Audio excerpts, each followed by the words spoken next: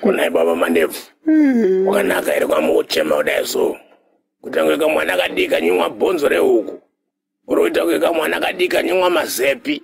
Asi nai, ndakamutadzirei nai baba. Kwainda nai baba mandevu. Chii chikuitika? Mafirwa here? Utara musikana wangu wanaijirafu.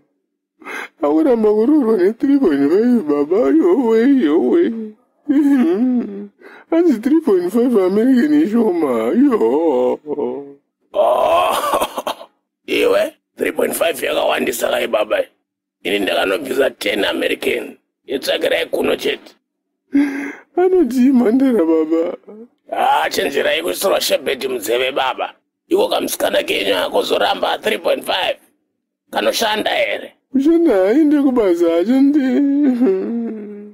Hanzi vari kuda 8.5 American green baba, green. Iwe 8.5. Mune zvivindi baba. Kundokubirwa kwamukuitwa baba, muri kubirwa. Inini ndinobuda hangu musikana wangu. Ndichanotsvaka mari iyoyo.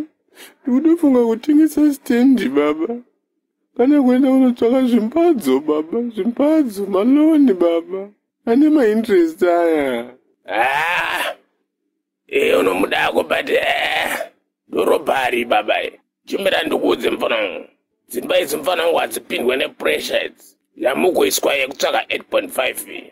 Mupe ripo wangu, uzopedzisa wangu. Siyana nezvibadzo zvoda kupinda. Baba, hamusi kumuziya mwana iye. Enda mubhovi makanzwisisa nyaya iyi baba. Madira ndinomuita. Ndomuda iwowe, maiwe. Teddy Kudi. Help me on this one. Ndiwone 8.5, maiwe. Aripo. $10 tsvakire kuno. Baba mandevu achorwa. Baba mandevu abirwa. Baba mandevu achorwa. Baba mandevu abirwa.